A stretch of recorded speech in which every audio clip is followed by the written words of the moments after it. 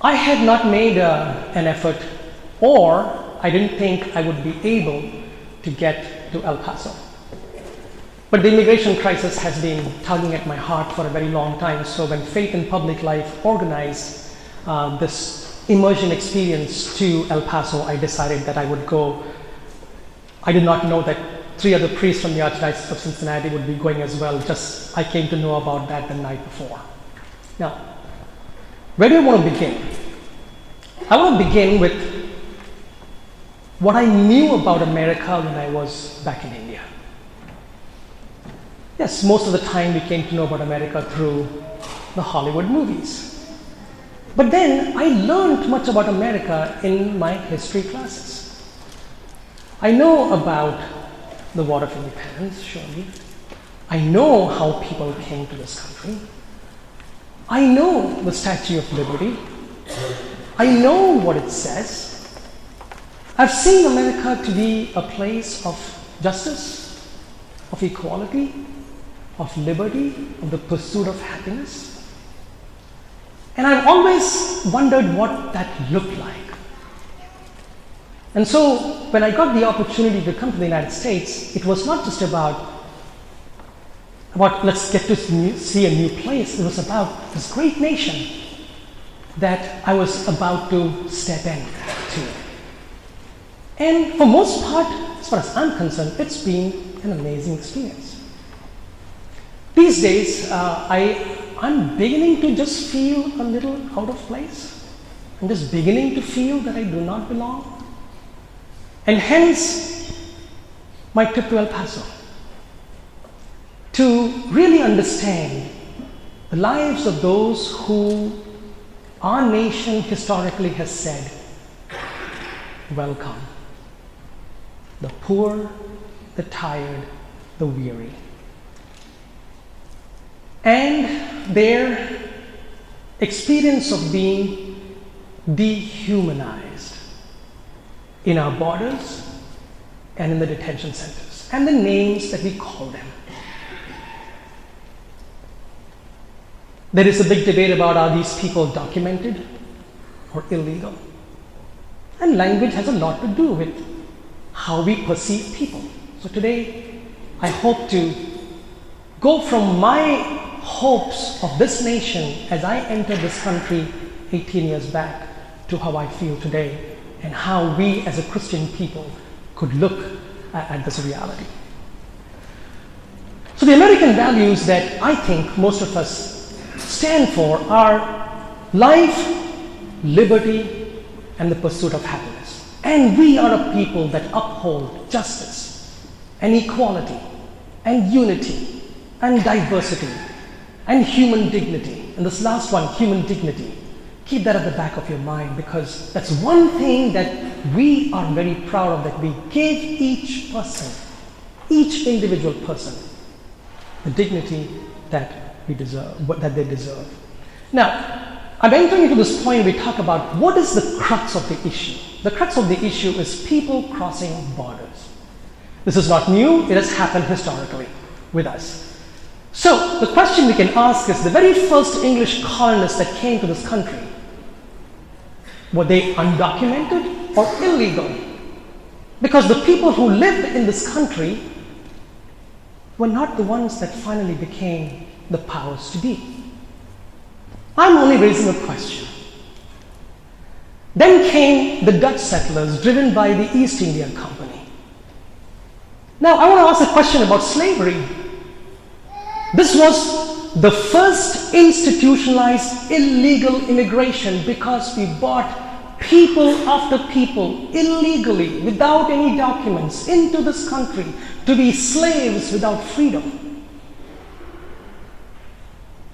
Husbands and wives and families were sold indiscriminately to different purchasers, violently separated, never to meet again. And who would have thought that in 2018, what we did in the 1800s, we have done again, that we have separated families and children.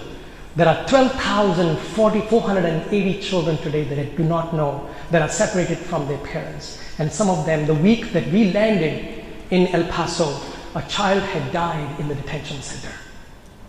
I don't even know if that mother will ever come to know that this child passed away. We don't know who this child is. So, once immigration started, we have people coming in, and this is a very interesting fact. Over half of the new British immigrants in the South initially arrived as indentured servants to America. About 60,000 British convicts were transported to the new British colonies in Georgia in the 18th century. Most of these so-called convicts were guilty of being poor and out of work. Serious criminals were generally executed. Now I put this here just for the sentence. Ironically, these convicts are often the only immigrants with nearly complete immigration records. You know why? Because they were put to death. So we have the rest, they were just brought in. They came in and they were made legal because we then gave them that status. Then you have another wave of people coming into the country from the south. The Spaniards moving north from Mexico to the San Juan and the Rio Grande area, 1598. Okay, look at the history of immigration of this country. We should be very proud of this. Late 17th century, the French came. By the way, the British drove the French away from Canada, and these were refugees that entered into our country, and they were in the St. Louis area. And so many of the cities in Missouri has French names. 1770, of course, this is where the War of Independence happens, till 1830, relatively little immigration. Then you have 5 million Germans coming in between 1850 and 1930. 1820 to 1930, 3.5 million British and 4.5 million Irish. By the way, when the Irish came, they were treated as second class because they thought they were racially not up there. 1845, Irish Catholics, because of the Great Famine. And keep this history at the back of your mind. The Great Famine, it's suffering that makes them refugees when they come here. 1880 to 1924, Central Europeans, majority Polish. Again, the Polish were discriminated against. 1941 to 1950, 1,035,000 people immigrated to the United States. And here is the history of all the people that came from the various countries. Folks, the point I'm trying to make is that this was forced immigration. They came because they were suffering. And they came into a country. Were they illegal? Were they undocumented? On that I can give you an answer. Yes, they were, because they did not have passports. I've talked to people who came from different countries. They did not come with, this is the document I need to come into the country. They came because they were suffering. When they came in, there was a due process. And it took, people stood in line just like this, and it took a few hours for these people who were undocumented to become documented, because there was a due process. Now I'll come to this due process later, because when you take the due process away, then you do not leave opportunities for those who are suffering, those who are running away, saving their lives. We do not give them opportunity to flourish, to just be human beings. So what is in red, please keep this at the back of your mind. Now, opposition to immigration started very early, mid-1800s. I'm sure you heard about it in your history lessons, the Know Nothing Party. The party was concerned to protect the purity of the American race, meaning white people, not American Indians, and wanted to restrict immigration from China and Ireland, both of which they saw as racially inferior. Now, because people suffer in the countries because of violence, war, and poverty, in the world there are global agreements on how to deal with refugees and those who are hurting. I won't go into details, but here are some of the, especially after the Second World War, the international community recognizes the problem of refugees and stateless people as a special issue requiring international cooperation and commitment. Now things do begin to change a little later. Major reforms come along the way. We try to put caps on immigration, and based on what country you come from. By the way, people from India, for example, most of the Indians who come here are skilled. You go to a hospital, there are all your doctors. Many of the doctors are people. So because of the distance that they have to travel to come here, whatever the reason. By the way, there are about 100 Indians also in detention centers. In any case, so restriction was placed based on employment, for family reunification, and then people were given refugee status. Now, history, back to history lessons, how did we become the United States of America? So what you see in the pink, that is originally the United States of America, and then of course there is a Louisiana Purchase from Napoleon, and then there is this Texas coming into the country through the Treaty of Guadalupe Hidalgo. This is the treaty that ends the Mexican War. Now, the lower part in the yellow that you see and the dark yellow on the left hand side, that is all originally Mexico, which then of course becomes part of the United States as part of that treaty.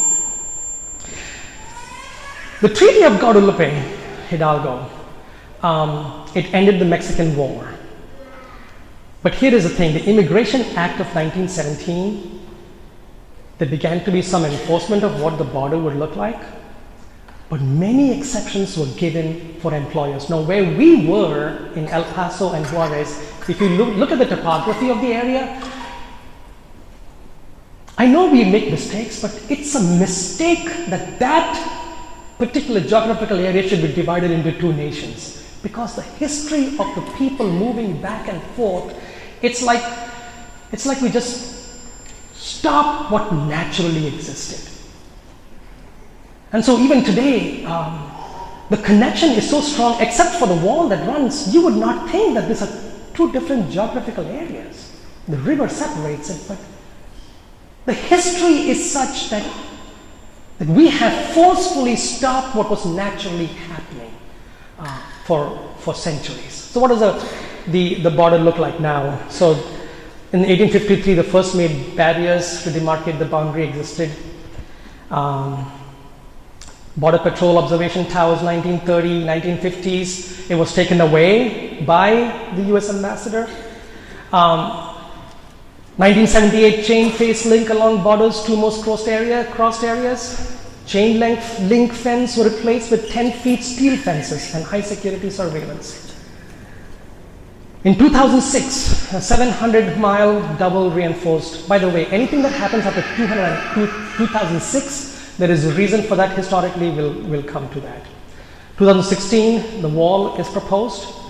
Do you know, this was a shock to me, that the border between Mexico and the United States is the third most militarized border in the entire world.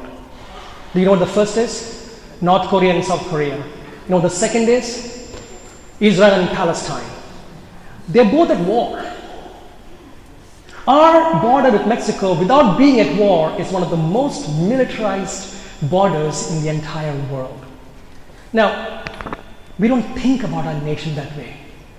My mind goes to the values of peace and justice and equality and compassion and welcoming people because that's who we are. So this is where we actually were, the border, especially the second picture. This is where we were. The big iron rods that we have, that's where we gathered to pray. Now, what is the reason for this immigration? We have to understand. Folks, here is when people say that these are just criminals coming into the country, there's nothing further away from the truth. The reason for immigration, first of all, in recent times, we have to consider NAFTA. NAFTA is North American Fair Trade Agreement. Here's what happens. Countries make pacts, and it's meant for economic reasons. I think the main purpose was to increase production, employment, industrialization, particularly in Mexico, and for our business people to be able to move to other countries, sometimes because of cheaper production costs. Now, when NAFTA signed, cheap American agricultural goods get dumped into Latin America. Now, Mexico is an agricultural country. What do you think happens? Millions of people, there's no point in farming. Why? Because the goods that are coming from outside are cheaper than what I'm producing. So nobody's going to buy your stuff. So one of the main reasons why populations began to migrate up was because what they had lived for years and years and centuries doing, that means of living is gone. So this is really the beginning of what you call forced immigration. They are not coming to Disneyland. They are coming so that they can survive as a family. They can make a living and they can simply, folks, exist. Tell me, would you leave your home and go to another country for no reason? So when we say that these people are coming, well, they're coming because there is a reason, and we don't think about the economic reason is one of the main reasons why people started coming. So it dumped cheaper agricultural products into Mexico. Forced displaced Mexicans, it forced displaced Mexicans to cross the border, and here's what I'm saying, not illegally, but undocumented, just like many of your ancestors came into this country. These people are only as legal or illegal, documented or undocumented as our ancestors. Now, people say if they want to come, they should do it legally. Well, do you know that for one person to apply for legal residence in the United States, not a visa, legal residence in the United States, it's at least $1,000 fee. Count a family of 5. 5,000 American dollars, not Mexican pesos. Okay? That is apart from the immigration cost of hiring an attorney to do it.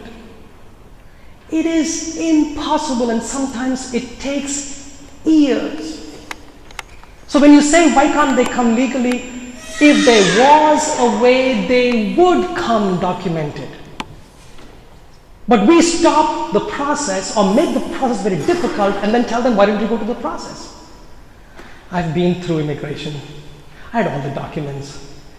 And I felt like sometimes, I'm going to say this to you, sometimes when I go walk into an American consulate, I don't feel like a human being. And I am an educated, skilled person. Now, when you make the process of immigration difficult, what's going to happen?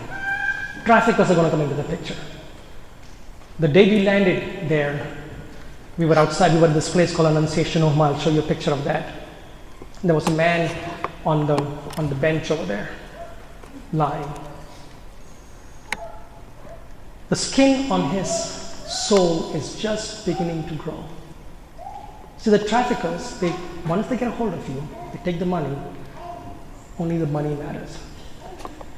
And if they are unhappy with you for whatever reason, they'll do a couple of things to you. They'll take your food away, they'll take your water away, but the worst thing, they take your shoes away. Try walking in the desert heat with no shoes. When he reached Annunciation Home, there was no skin on the sole of his feet. He's not coming here to go to Disneyland. He's putting up with that because this is what the traffickers have done to him. The appetite for drugs in the United States and the impact on Mexican society. Drug cartels, it's real. The violence of extortion from the drug cartels. So the very holy man who runs Annunciation Home, Ruben Ramirez, was telling us a story of this family that came there, and they came because in their hometown they had 4 or 5 children. The oldest was 18 years old, and one day he came back from work or wherever he was. He went up to sleep, and the cartel came to his house and he said, "Where is your son?" And they tried to, postpone the conversation and stuff like that. And at that point, and these people have no mercy, there was a 11-year-old girl who was standing there, this father's daughter. They just pulled the girl to themselves and they said, "If she means anything to you, tell us where he is." He was upstairs sleeping. The father went upstairs, brought him down, and they took him. Where are you taking him? You'll get a phone call. Well, they got a phone call. And they needed $250,000 to release him. They did everything. They sold whatever they can. They managed to get $100,000. And they called him and said, we can't. We have $100,000. He said, okay, meet us at this particular place. It was a military post. They went there. They gave the money. No sign of the son. Where is your son? Well, we'll get a phone call. They got a phone call. They went to that place. And there was this 18-year-old lying on the ground with a hole this big through his heart. Folks, people who are coming to the country are coming because they cannot where they are. These are not criminals. These are not illegal people. It's like this is El Paso and this is Juarez, literally. And they are being called criminals and illegals because they stepped from here to save their life and their family, to read. Poverty in the Central American countries, by the way, is also Nicaragua, Guatemala, Ecuador. We have people in our own parish from these countries. By the way, the more that we are stopping people up here, the more Mexico is stopping people on the southern. The southern Mexican border is as bad as the southern US border. So it's not like these, somehow they get through that and they come here. Here's what's happening. These are people whose lives have been traumatized. And they come to our borders saying, can you please help? And guess what we do? We traumatize them more. This is not the America I know.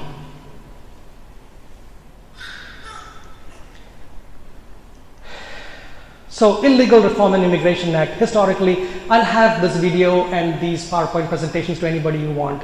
Let me save some time because we'll be here for a long time. So, what is the situation today? So what happened, by the way, this is a non-partisan thing. Here's what I'm going to say. No country, no administration has done justice to these people. Nobody. Because if people wanted to solve the problem, they could have, and they did not. So I'm not saying that this is just about, but zero tolerance has made things worse than it ever has been. But every administration.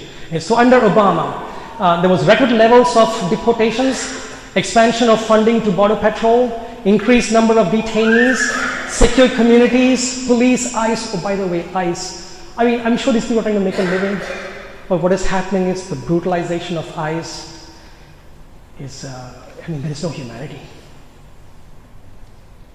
There is no, you'll hear about this in a little bit. But oversaw construction of more border wall under Obama, southern border plan with Mexico, sent National Guard to the border in 2010, but reduced internal enforcement. In other words, people knew they would not be picked up for whatever reason.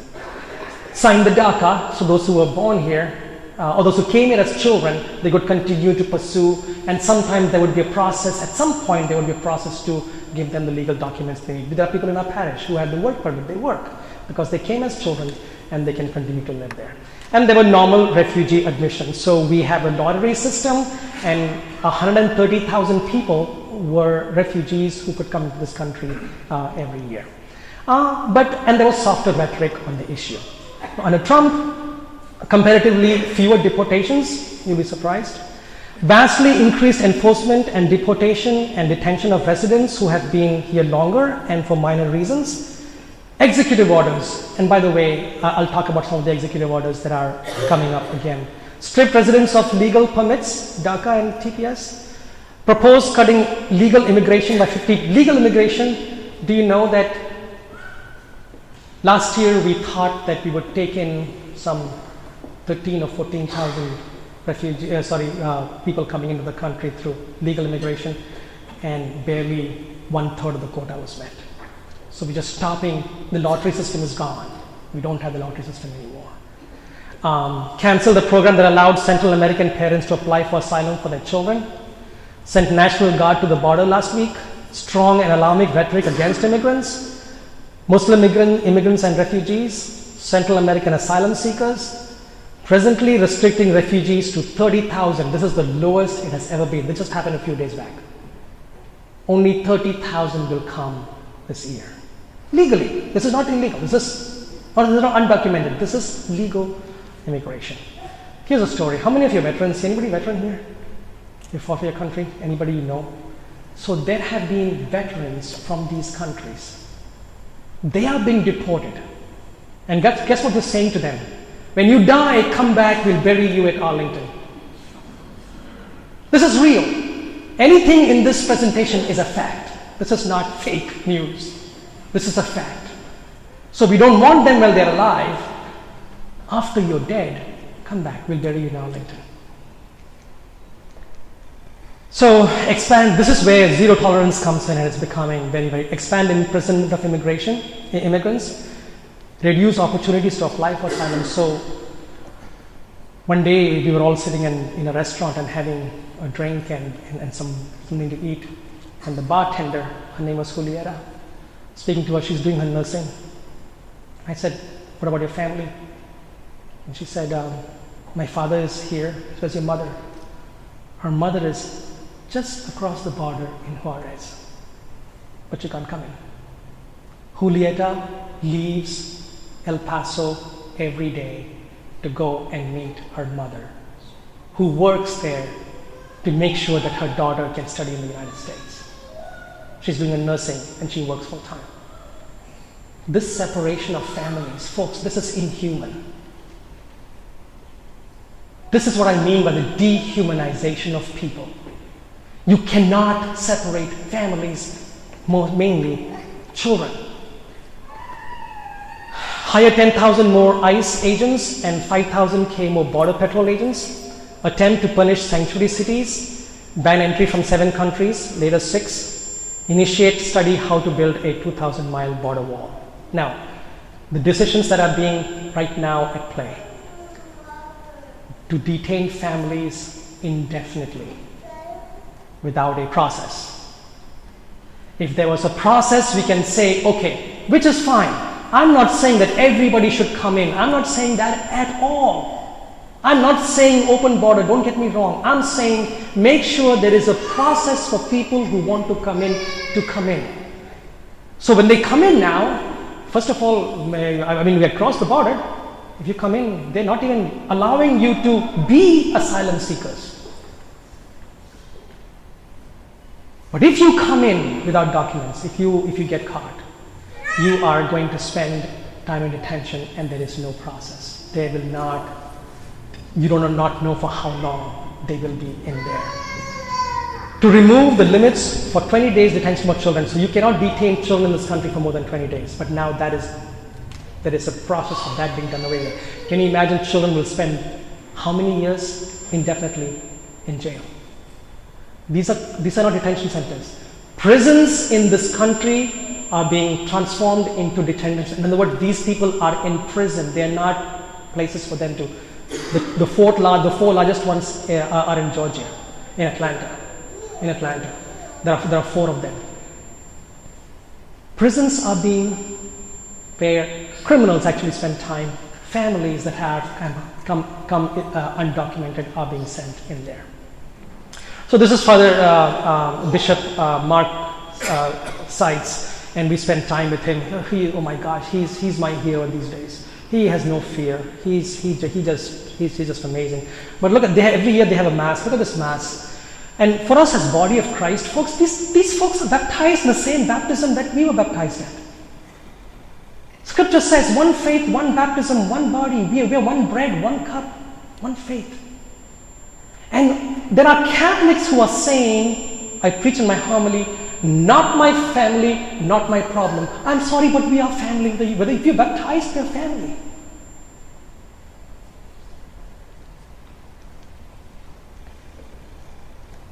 This is the mass communion being distributed at the border.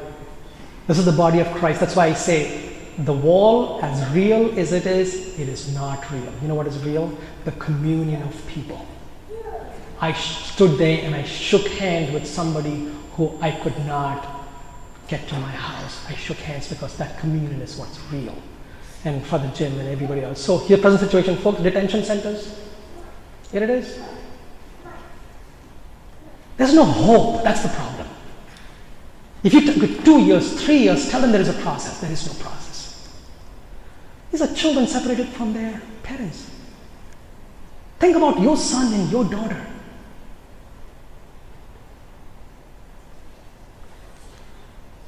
These are called tent cities.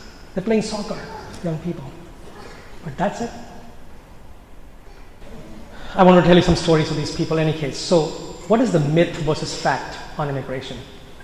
Today's immigrants don't assimilate. I'm one of them. Unless you say I got assimilated. These people, we just ate salad this evening. They picked it. They picked it. What are you saying? You don't assimilate. Social integration with migrants occurs about as quickly. They are illegal criminals. Folks, please change language. They are not illegal immigrants. They are undocumented. Their only crime is looking for safety. Immigrants cause higher crime rates. Let's compare it to the non-immigrants who commit crimes. Then let's see whether that works or not. Immigrants have lower likelihood of committing a crime. Immigrants steal jobs and take a lot of public resources. Immigrants are probably the net boon too. By the way, if the children who are on DACA are gone, the number is staggering of the loss to the economy. Cost taxpayers money. Okay, here's an important fact. The detention centers, do you know how much money is spent each day on every person in detention? $348. And you know who's running these detention centers? Private companies. This has become a business for profit. We say we don't want to spend our tax money. Well, whether you like it or not, you are. Because we are spending $348 per person in detention. News in the last 2-3 days. Money from FEMA has been transferred for detention centers. And one more, money from FEMA and cancer and AIDS research has been transferred towards detention centers. Listen, tell me if I'm wrong. No matter what a person has done, no matter how bad somebody is, these people are not bad, but even if it is, the one thing that America cannot do as a nation and we cannot do as Christians is to take away somebody's human dignity.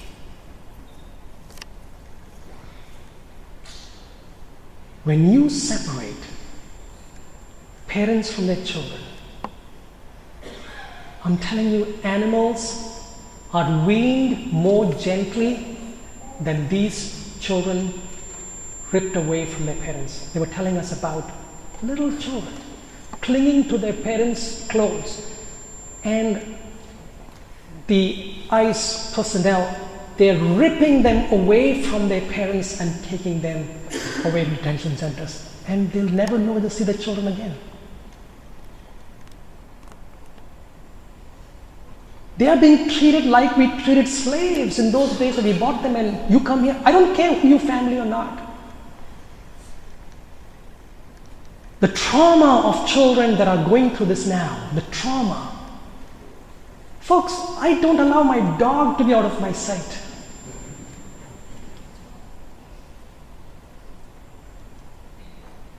Families do not belong in cages.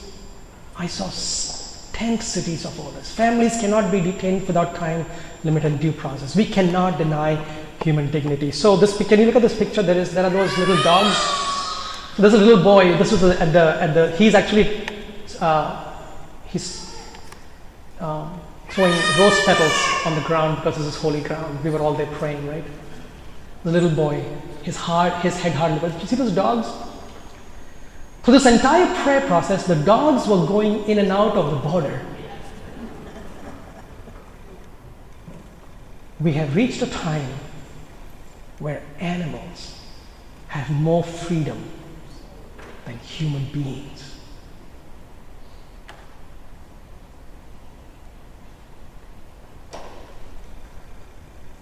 God of Jesus Christ, historically, has been with the poor. I used to be afraid of what I should say or not. But after I've gone to El Paso, I'm not afraid. Because if people here tell me, Father, go back to your country, which they have done, I will go to El Paso. People need me there. But I will not stop being the presence of the God of Jesus Christ. There is a mural on one of the refugee centers we visited, and somebody has written that no human being is illegal. This is what makes America great again. Justice, equality, unity, diversity, human dignity. That's the greatness of America that I came to embrace. So, I'm going to play this clip for you. I'll intervene a little bit here and there, but I just want you to hear. Okay.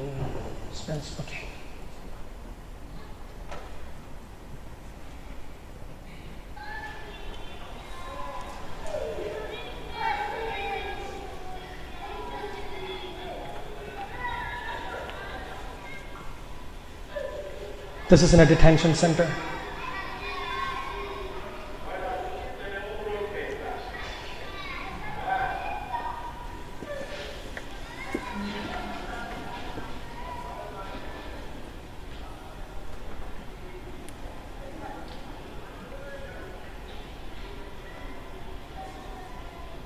Okay, so I want to skip a little bit because there's a lot of background noise before I come to where I want you to.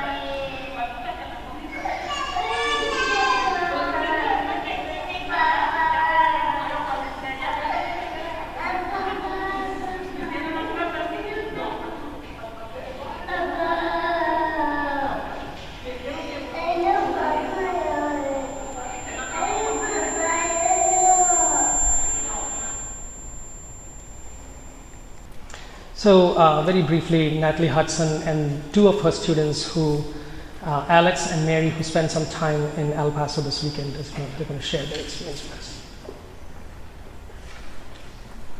Okay, good evening. Thank you. As Father Satish said, my name is Natalie Hudson, and I'm a professor at the University of Dayton. I'm part of the political science department there, but I have the distinct pleasure and honor of directing our human rights studies program. So the University of Dayton, as a Catholic institution, is one of the few universities in the country to offer a unique degree program in human rights studies. And for me, that means I get to work with some of the most passionate and most hopeful students on some of the most serious issues of our time. So I'm here to talk to you a little bit about one of the projects that we did in our human rights studies program this past summer. We spent 2 weeks in El Paso in May, and so this was before the news broke and the policies were reinforced differently around separation of families. And during our 2 weeks there, we were part of what we call our Moral Courage Project. And so our Moral Courage Project, this is our second iteration of this project. 2 years ago, we spent several weeks in Ferguson, Missouri, doing research there. But we spent time in El Paso, and so I want to tell you just a little bit about that context, but then I'm going to turn it over to our students to give you a sense of some of the stories that they heard, and to see it through their eyes, I think is particularly powerful. So before I go into some of the details of our time there, it's important for me just to tell you a little bit about what I mean by our Moral Courage Project.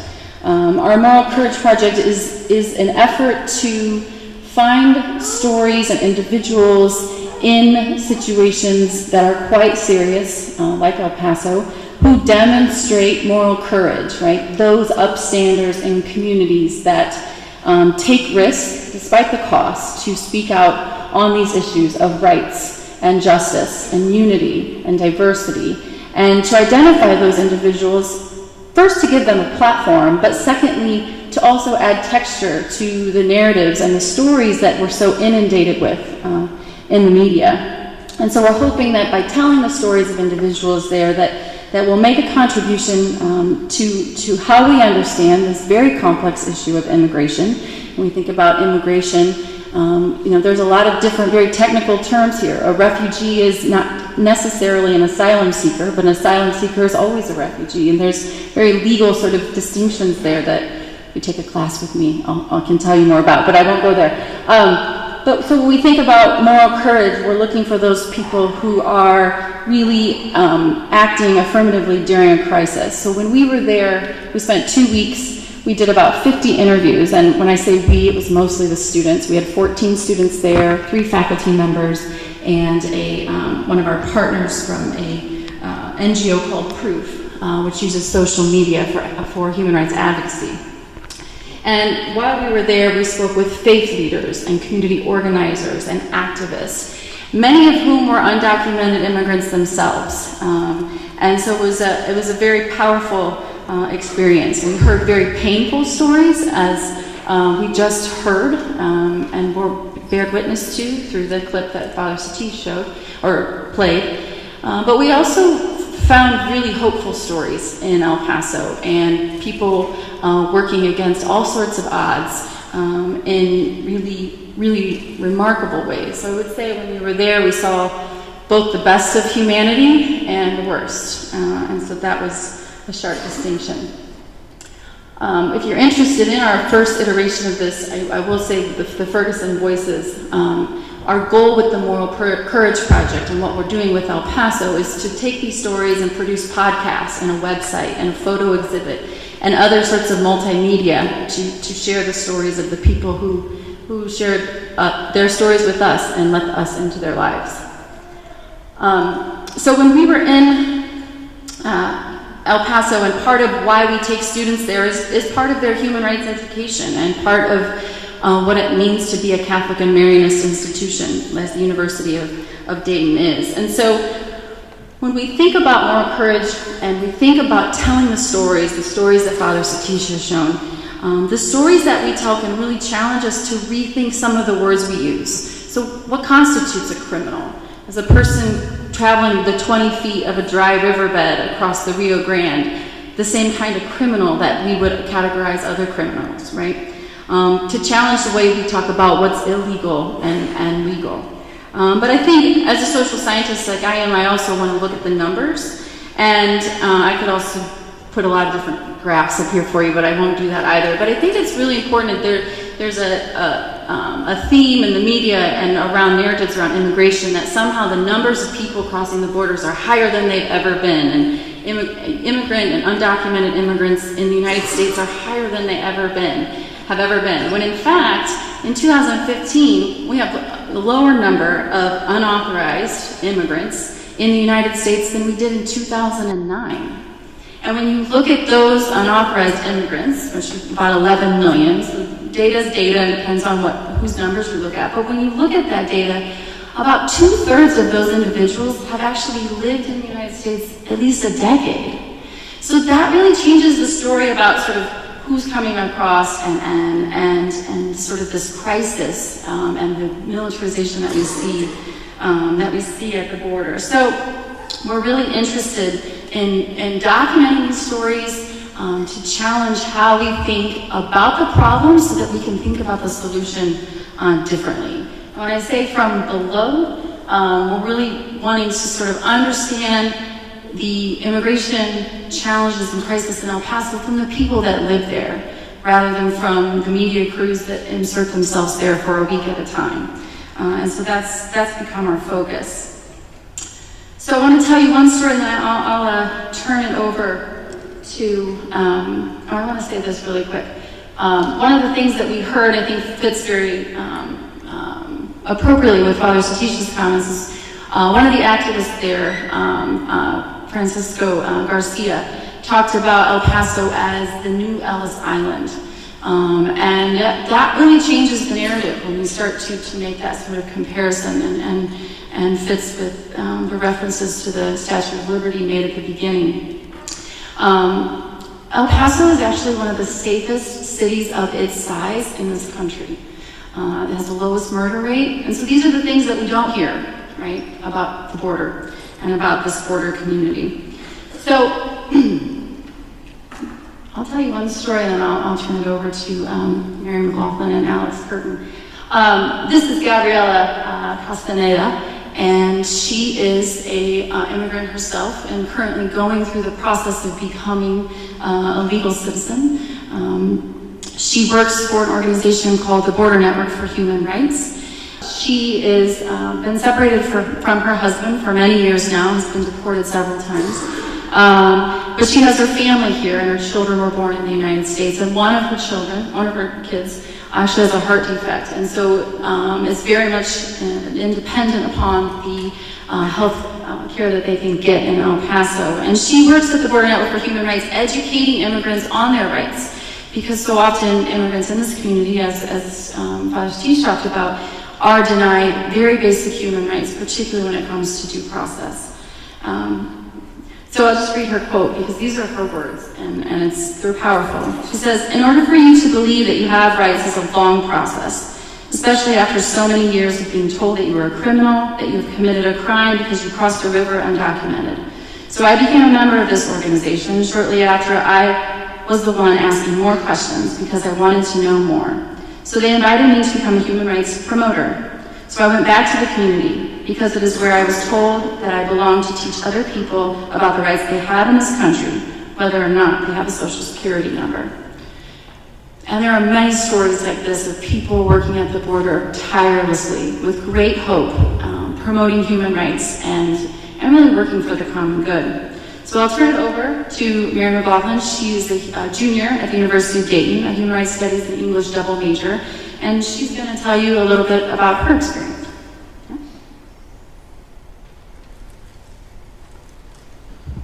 Hi. So this is Francisco. He's one of the veterans who were deported, as Father mentioned.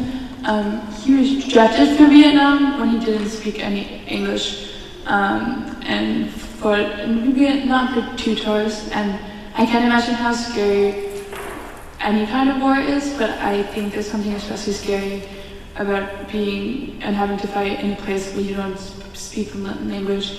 And he came back to America with PTSD, like a lot of soldiers do.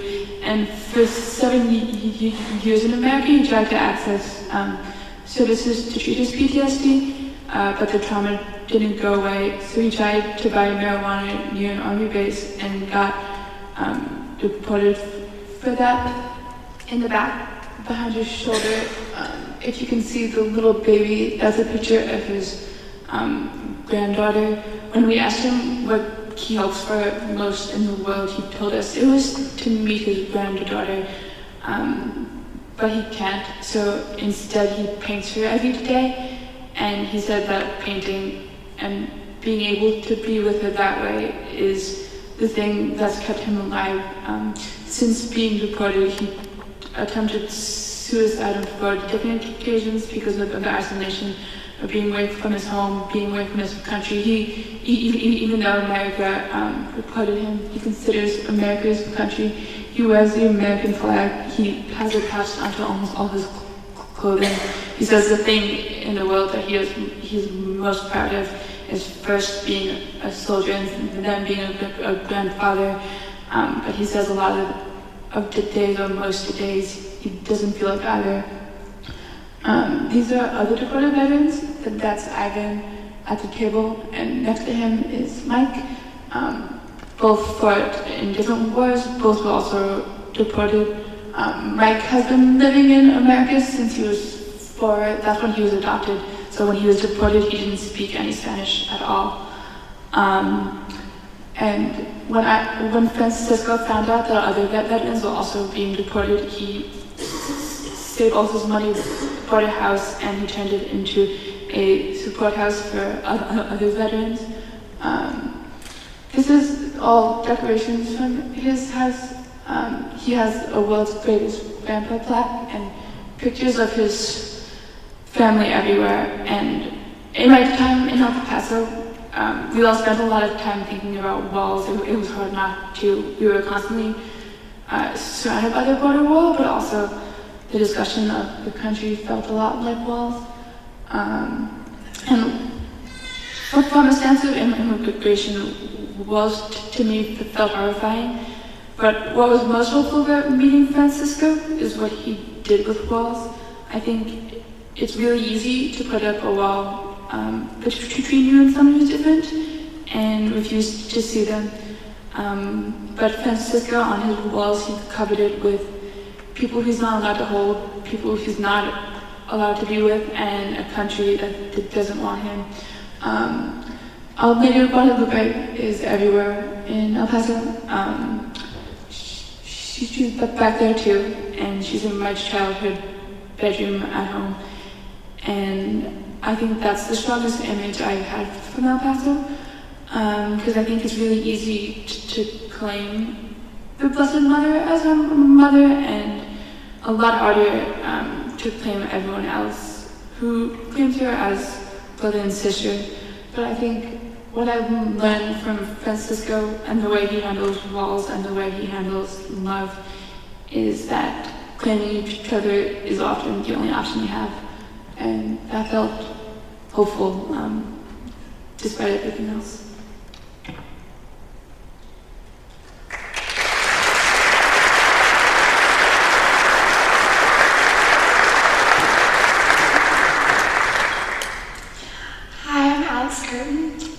So what I'm going to be talking about today is an event we went to called Hugs Not Walls. So what Hugs Not Walls is, it's something that happens with the Border Network of Human Rights about 2 times a year. We got to go to the one in May, and it was probably one of the most impactful experiences I had at El Paso. So basically what happens is we got to all volunteer there while some of our other people who went with us stood up and took interviews from people's experiences.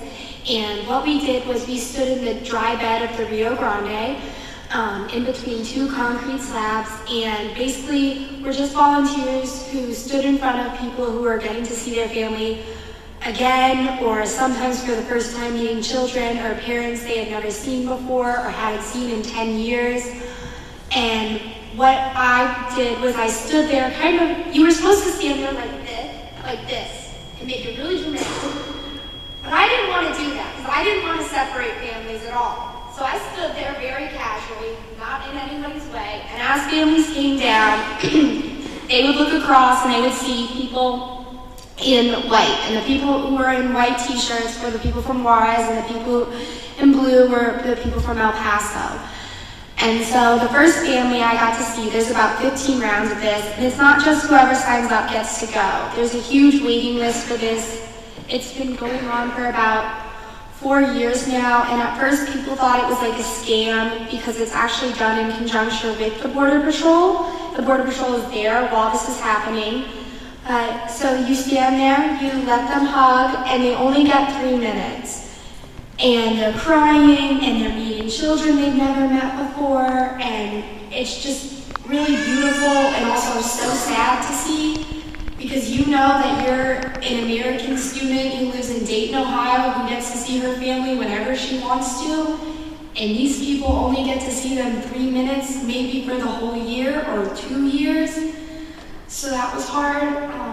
And also, something I wanted to point out is that I mentioned we worked with the Border Patrol there, and the appreciation these people have for Border Patrol blew my mind. They are so thankful that the Border Patrol is there, even though every day, like we saw in that video, Border Patrol is ripping their children from them and putting them in detention centers.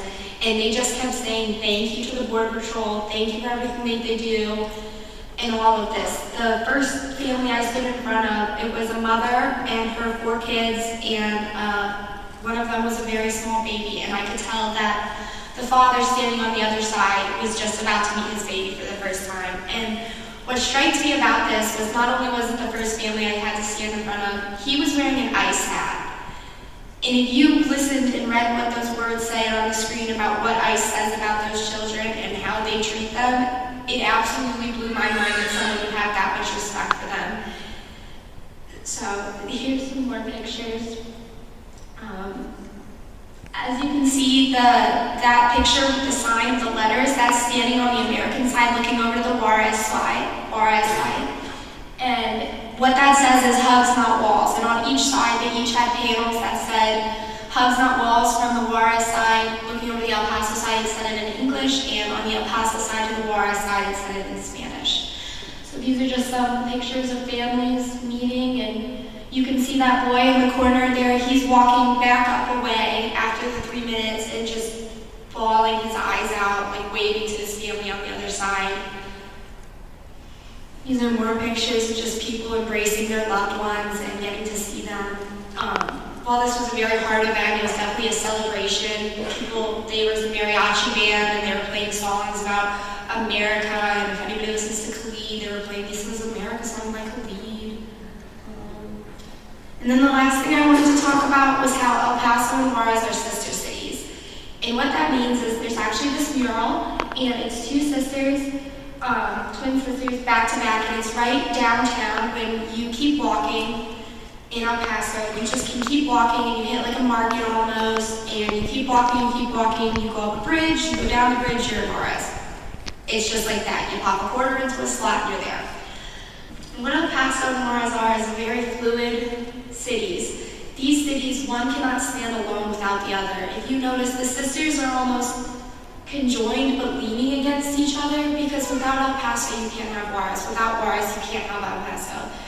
These are 2 families, just like Hugs Not Walls, that got to embrace for just that second, but then had to be ripped apart again. And with one of the first days we were in El Paso, we got to go down to the border on the New Mexico side, and our tour guide, who worked for a local nonprofit there, was showing us around, and something he said, his name was Diego, he said that the border flows like a river. And that is so true. And it's just, it flows together, and it's very fluid, and every person that I talked to, the word fluid came out. And I got the privilege to talk to one of the judges who does a lot of deportation cases, and actually dealt with a case I worked on about a cross-border shooting that happened. And he said that he used to go into Juarez all the time, that he had friends in Juarez who went to the local university there, and now he can't see them anymore because it's just not how it is anymore, that things have changed. And it's heartbreaking to know that things have gotten this bad to where people are separated from their families every day and can't do that. So. Ooh. Yeah. Thank you.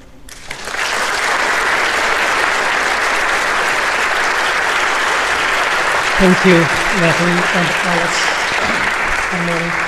So we're going to move to the next phase, which is the opportunity to write questions down. If you have not ready it during, we'll give you a few minutes to write questions down. I was not going to share the story, but as Dave talked about that experience at the border, the day we were at the border, praying, I want to say within 5 minutes, there were 2 helicopters circling the whole place. There were at least 7 or 8 border patrol trucks. There were guards on ATVs and on horseback, watching it from various distances, from 5 miles away, 2 miles away. They were only taking care of us, protecting us from this very dangerous border. At least that's what we want to believe. So, that's how my trip at the border ended. Great stories, great experiences, questions, put them down in 5 minutes, we'll collect them. Next step is Sara Seligman from the Catholic Social Action Office here. She's going to tell you what resources, because we would like to offer some call to action. Today was the day to call the representative and tell them about what faith leaders are doing. I called, but we could not communicate with everybody. But you can still write or call. So Sara Seligman is the Catholic Social Office, and she can actually tell you what to do and the resources that are on the table over there. So as you write questions, you may even want to take a look at that table that's there. She's here with her son, Ezra. Hello. So, like Father Satish said, I'm from the Catholic Social Action Office, and I wanted to bring some action steps for you all if you want to take action on this issue, which I hope you do. So, thank you. So, I brought several options because there's a lot going on with immigration right now, and I wanted to give you all many ways to act and different pieces to act on. So the first thing is just urge Congress to pass comprehensive immigration reform. That, I think, has gotten pushed to the back because we're dealing with putting out fires and emergency issues, but that is still a huge piece of the crux of the issues. We need comprehensive immigration reform. So, I have some paper just like this out there for you all that gives you some talking points on that and gives you your senator and representative phone number to call and ask for these points. Or you can write a letter. Or I have postcards out there that are very, very simplistic. One's asking for some immigration reform, and all you have to do is put a little bit of information on there, and there's a basket, and I can send it for you. Also, Father Satish brought the call-in talking points from today, which was about family separation and the treatment of children in our detention, or the fact that children are being detained. To urge our Congress people to not allow that to happen. Children should not be being detained with or without their parents. And to urge them to get children back with their parents. There are still children who have not been reunited with their parents. As a mother, and many of you I'm sure are parents, I just cannot stand the idea of that. I don't like being away from him for more than a few hours. He's here with me tonight because I can't stand being away from him. So urging them for that. And again, you can call. Today was a big People of Faith call-in day, but that doesn't mean you can't call in tomorrow. Just keep hassling them. Okay, so I also urge you, if you call or write a letter, to put what faith community you're from. So if you're a Catholic, say that you're Catholic, say what parish you're with. When you say that you're a part of a group like that, that's a large group, and you make a point that you're doing this because of Catholic teaching, that means that there are other people behind you that agree with you, that you have a whole community on your side. So it carries more clout than just one person's letter if you identify yourself with a faith community. Okay, we also want to urge the administration to keep families out of long-term detention facilities. So we're talking to Congress, and now we're talking to the administration, because a lot of this has happened through orders of the administration, not necessarily Congress ruling laws.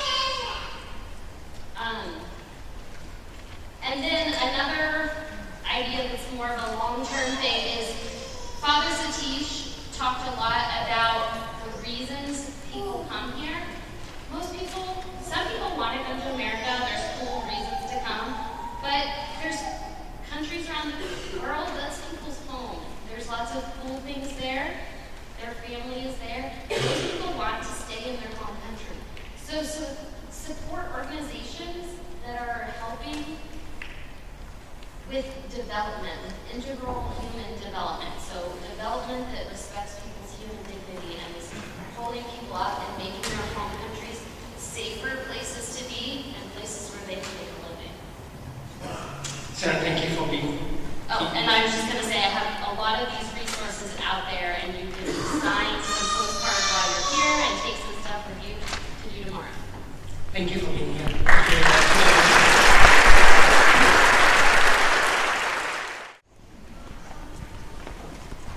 Okay, can you hear me?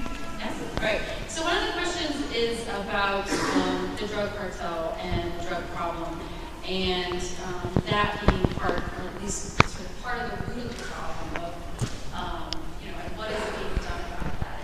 And I think you have to understand that the supply and demand of drugs across our borders to understand why so many people are fleeing.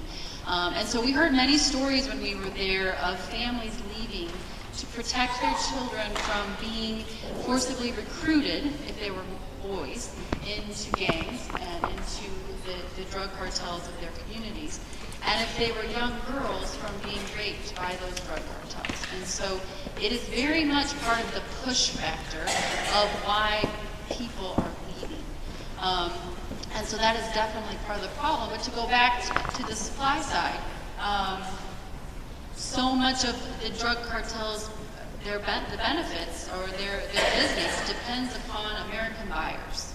And so there is something to be done about drugs in the United States, but from the supply side, from the demand side, right?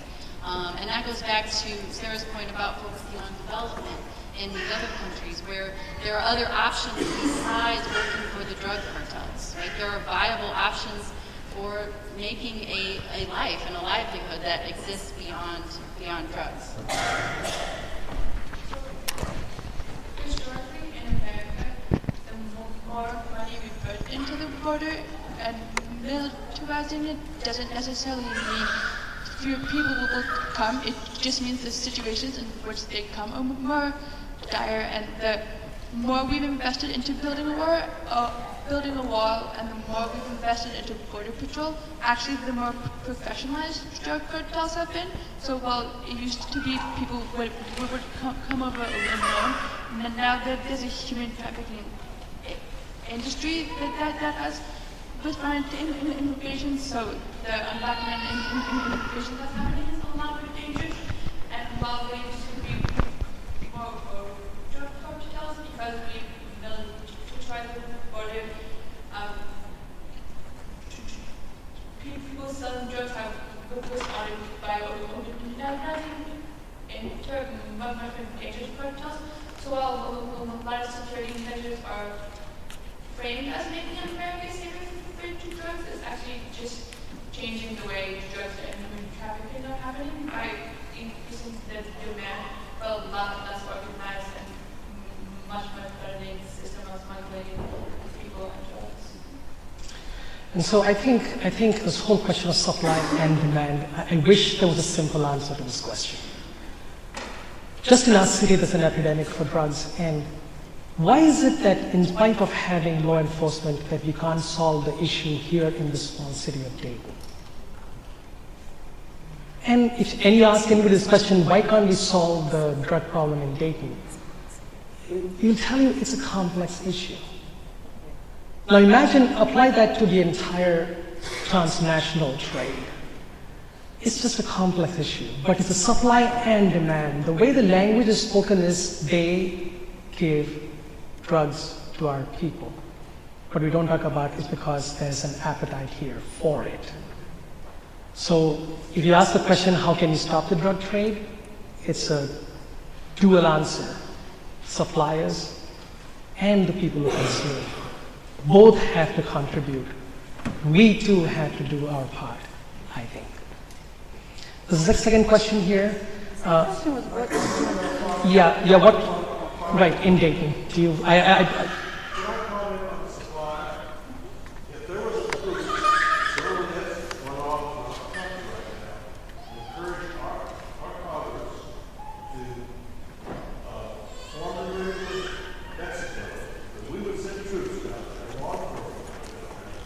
stop the cartels from flourishing like they're doing.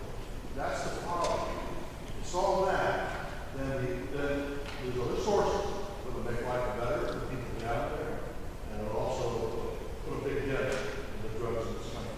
So, I mean, if that's what you believe in, I would say when you call, please, tell your representatives that.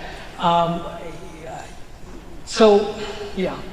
So I would, Here's what I don't want to do, because if we all, what will happen is we don't know where we will end with this. Everybody wants to respond. So just to have some control of the situation, just saying that it's complex and we cannot address every situation over here. So if you want to write something, just write it down. It'll be helpful to those of us who are trying to. Yeah, go ahead. How can we help undocumented people here in Dayton? Oh, I wish I'd asked Mayor Nancy Whaley to be here this evening, and she said she could not be here. Now, these are the people who could have told us what we could have done. She responded to say that she was out of town, so she couldn't make it. But I'm sure policy-wise some things can be done. I inquired about making the parish a sanctuary parish, but it does harm to those people who then come into a sanctuary, and there's no law that the sanctuary cannot be violated. And so becoming sanctuary cities or sanctuary parishes are not, I went to El Paso determined that I want to know about sanctuary cities and parishes, but the more I inquired about it, the more I was told that it's not the right thing to do, because once people come into a sanctuary city or into a parish, then when they leave, then what happens? So it sometimes, so we as parishes have been as welcoming as we can be in this place, but legally we have a lot of challenges to. I think the best thing I would say is try to change the language, try to change perceptions of people. When they say illegal, say I'm sorry, but it's not illegal, it's undocumented. And so try to do that. And if you meet somebody who is undocumented, at least give them their human dignity. Policy-wise, we are so powerless, really. I have never felt more powerless in my life in this. So,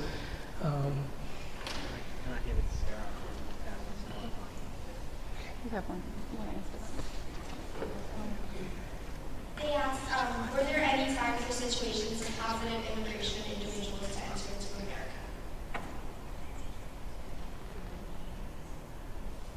So in terms of positive, I'm not really sure what that means. If that means positive outcomes or positive in terms of reality. We also, in our time in El Paso, got to meet with a group of college students who attended UTEP, which is the University of Texas El Paso, and they had a group there called Sonadas Muchas, and there's about 8 college students, and some of them were undocumented and on DACA, and they were really hopeful. You meet a lot of people. I ended up meeting with Border Patrol. They were very hopeful. You meet with a lot of people who did have hope, and that was all about what our project was about. We didn't get to go to the detention centers or anything like that, but we met with hopeful upstanders, and these were definitely some college kids who were upstanders, who were making a difference in their community. I see them on my Facebook page all the time, urging people to call their Congress people, telling them that their rights, they hold information sessions to tell people about their rights, and they were really a positive impact to get to see people who are our age, who are actually living down there, getting to do the work every day. And so what we hope to do is just get all those positive stories out there and show that in our exhibition. Another positive story was the specters. Their college specter is an immigration, specifically asylum attorney, and his wife's Sandra helps him with the families. At the U.S. border, only 2% of asylum seekers are granted asylum, which is a horrific, small number. But there is that 2%, and Senator Spector spoke of the work of what was it like doing a job every day where there's a 98% failure rate, and she spoke about it not mattering about winning, just the idea that when there's injustice, you don't get to rest. And I know it can be overwhelming to hear a story about Bed's situation and Bed's situation, but I think there's a lot to be said about not giving up and remembering that there is still that 2% and people who have positive immigration experiences, but the negative experiences on for me, like, reason not to hope, just to hope harder.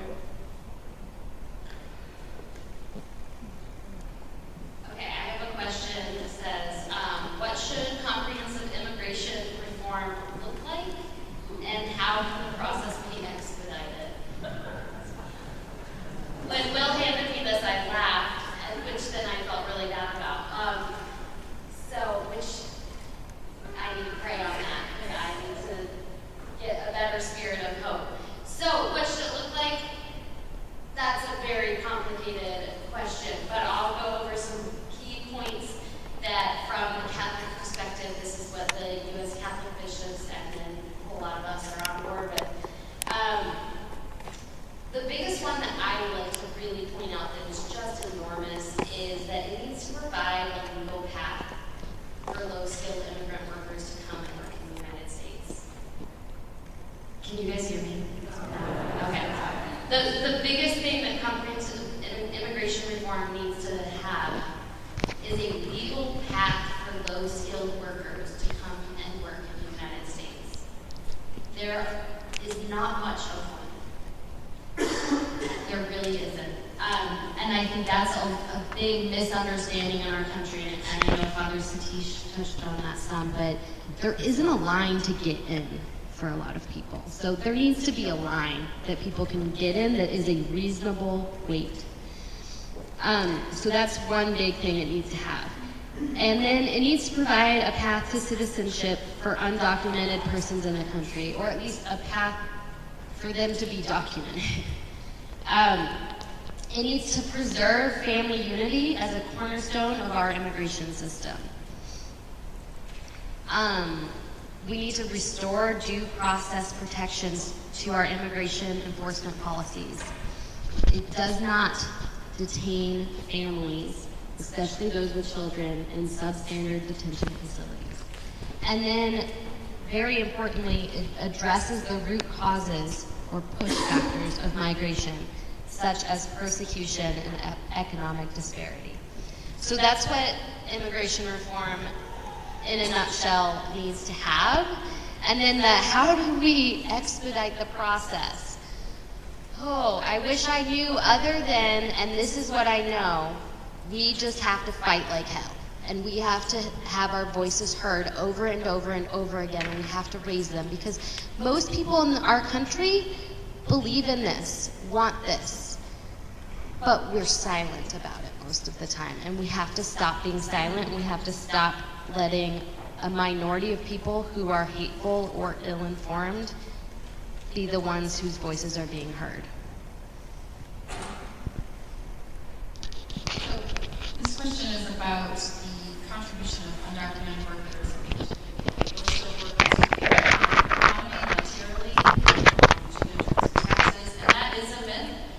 Most undocumented workers do pay taxes and are a significant part of our economy, especially in the areas of agriculture. And so we are dependent. There's conservative numbers, but at least 8 million people are sort of gainfully employed as undocumented workers paying taxes, and very much a part of the economy. And when you look at the overall numbers of immigrants in our community, what's actually interesting is while absolute numbers are going up, so we can look at a chart and the numbers are going up, when you put those numbers up against two things, one being the decline in our population rate. So our population rate is declining over time, we're having fewer children. And you put that up against the number of immigrations that occur as a percentage of our population, the number actually isn't increasing that much. So we're at about 13.5% of immigrants in our communities, in our society, and that's not as high as it was in 1990. 1990 was upward of almost 15%. And so some of these sort of contextual factors are really important for understanding sort of what the current situation is. So there's another question over here. What are the Mexican and Central American bishops doing about the situations in their countries which make people want to leave? How do you propose we manage the borders? How how do you address providing social services to undocumented migrants? The three big questions over here. Casa del Migrantes, the place that I visited on the other side of the border, is actually run by the diocese. So the diocese right now is providing shelters for people who are, I think, within the context of society they are in. They're trying to provide as many social services, but they simply, it's just too much. So I don't know, I'm honestly going to say that I don't know the complete answer to this question of what exactly they're doing. I do know that I was in Juarez, where the diocese had a place where these people could go in, when they've come to the border and they're nowhere to go now. They would take them in, they would give them some kind of a card, whether they are from Central American countries, especially if they're from Central American countries, they would give them a card which they could then use to avail the services in Juarez. And the kids could actually go to school as well. So the diocese in Juarez was doing that. The Marinists, in fact, had just been in Juarez that actually didn't go to school there to educate the kids who are they find themselves on this border and they can't go back. So I know things are happening, but I do not have too much details of that. In the United States, we just heard what the Archbishop was saying. For the longest time, the bishops have been saying, let's push for comprehensive immigration reform. Now, how do you propose to manage the border? Actually, it's very simple. We are not arguing for an open border. That's not the point. About the border, all I'm saying is that we need to have a due process. If we had due process in the consulates, in the cities where these people are trying to come, then the border will not be so busy. But it's the expense and the time and the danger that makes the border, the possibility of crossing a desert to come to a border where they might be rejected. And that sounds better than staying at home. That's the issue. So at the border, we should have the process where people can actually come in with some kind of a documented process, with some due process, and that process is something. That's the issue. So that's what my answer would be. How do you address providing social services to undocumented money and budget? Well, the issue of the budget is right now we don't like it or not, money is going to take care. As I said, $348,000 per detainee in a detention center. Where's the money coming from? That money could be used to train these people if they want. This money could be used, and they could be productive in our country. Instead of spending all this money on them, it's more expensive to detain these families than to give them documents and be in this country legally. Social services to the undocumented, if they need it, they're human beings.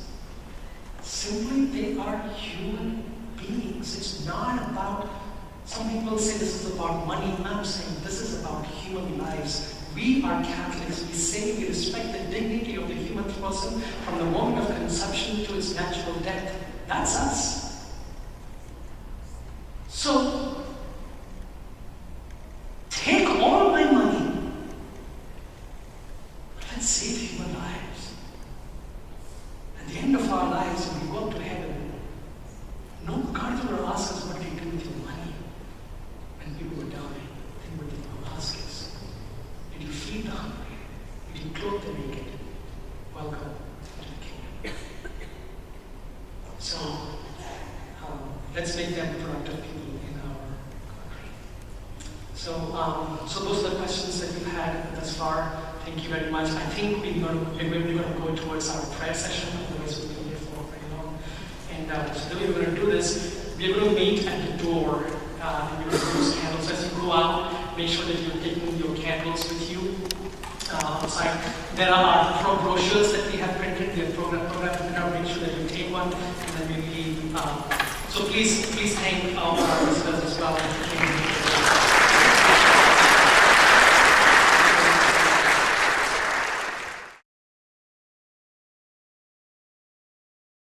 I've learned a long time ago that when we're overwhelmed, and even when we're not overwhelmed, we always need to come to the Lord, to the one who stands among the most vulnerable, and the poor among us, and the one who serves them. And we ask for help, and we ask for comfort, and we ask for direction. To begin tonight, I ask you please, try to imagine the immigrant child, maybe those that you saw in the pictures tonight, adults and families at the border, in the darkness of this night, in the desert, staring at a fence made of steel girders, 20 feet high or so. It is impassable, it's immovable, it is guarded and protected. It is meant to keep the criminal out and to punish and condemn the criminal for trying to get in. I have to admit that it does that really well. But again, the problem for me, as you heard tonight, is there is no access for immigrants who are not criminals and who are fleeing their homelands to be free from oppression and extortion. As a result, every immigrant coming to the border is treated as a criminal and dehumanized and demonized in some way. Children are torn from their families to try to dissuade immigrants from coming to the border to cross. The zero-tolerance policy doesn't allow for asylum, so when children are reunited with their families, it's only to await deportation as a family. And is this how we want to be defined as a nation? Let us pray. Oh God, give us light in our hearts this night, and light in our tombs, and light in our hearing and in our sight, and light in our feelings, and light in our bodies, and light before us and behind us, and light on our right and on our left, and light above us and beneath us. O Lord, increase light within us, and give us light and illuminate us this night with all of our brothers and sisters who are detained at the border and with whom we stand in solidarity. Be our light for acceptance, healing, protection, charity, and justice. Through Christ our Lord. Amen.